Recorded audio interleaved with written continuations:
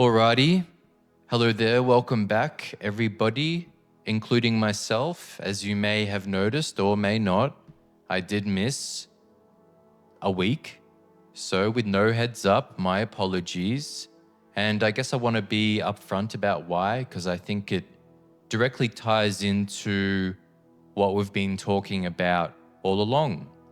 So you see, the funny thing about exploring ideas like integration is that life has a funny way of testing you on the very thing that you teach.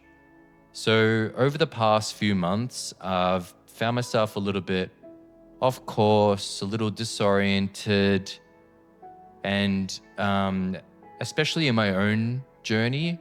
I'm about to be a third-year nursing student, and there's been a big shift in my motivation and interest, and I've had to kind of reestablish momentum and direction with this course. So let's talk about how integration has helped me with that. So there's this layer to this that I've come to realize. It's not just about how others see you when you follow through. It's about how you see yourself when you're able to commit to the promise that you've made to yourself, right?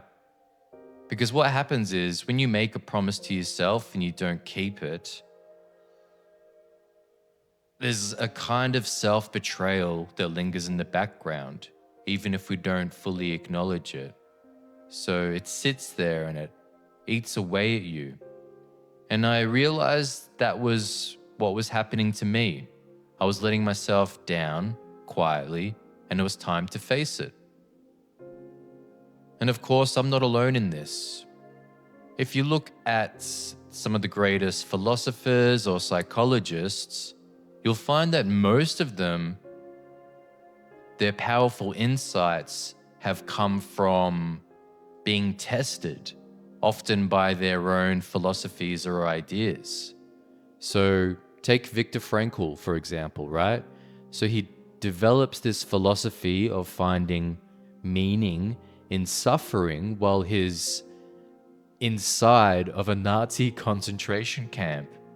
So he didn't just write about it from a distance, from observation. He developed his philosophy through an embodied and lived experience. So if I was just to tell you about this idea, this philosophy of integration and the practice of reintegration without having to embody and experience it myself, that would probably be one, incredibly disingenuous, and two, it would not have given me an opportunity to test my own philosophy.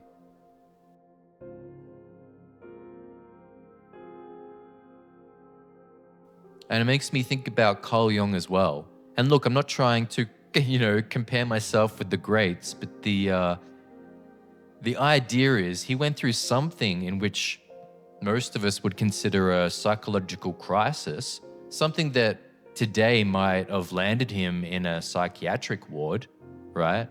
He wrestled deeply with his unconscious and produced the Red Book. And it was through this intense personal ordeal that he refined his understanding of archetypes, right? And brought his ideas to their full depth through this chaotic experience. So in other words, the struggle didn't break him, it gave his work more power and meaning than he could have imagined before, because he had to wrestle with psyche and unconscious to uncover something greater, some kind of higher order out of that experience.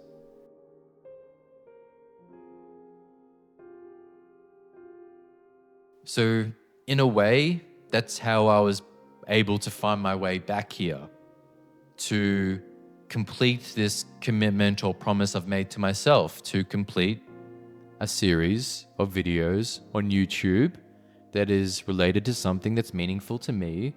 This idea and philosophy of integration and reintegration as a practice, right? As something that we can continue to tend to. And it was through these honest conversations and tough conversations with my inner circle and my family, right? They helped me reorient myself and see things clearly, a bit of a reality check. And I think that's something that most of us can access. It doesn't always have to be a family member, but whether it's within your social circle or your community, being able to reach out and having honest exchanges and conversations with people that kind of get you, or at least happy to be honest with you. In a way, that's the point of integration, right? It often happens through connection. And that's kind of one of the beautiful things about it, you know? It beckons you to re-engage with people in society.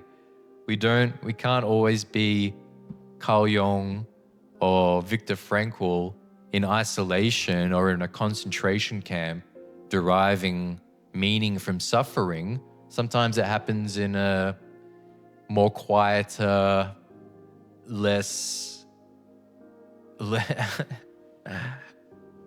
captivating way. So looking back, I realized that I was experiencing themes or things that I've been talking about in previous videos. You know, reactivity and exhaustion.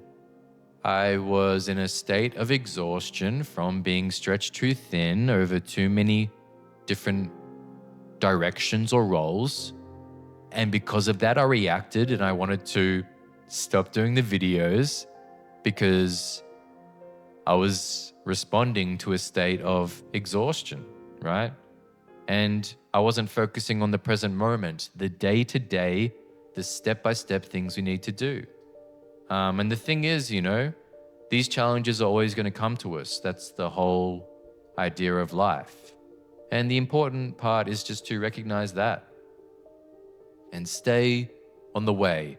So this is video 7. I've got a few more in the bank, so stick around. Actually, I've got more than a few more. I have plenty of offerings on the way.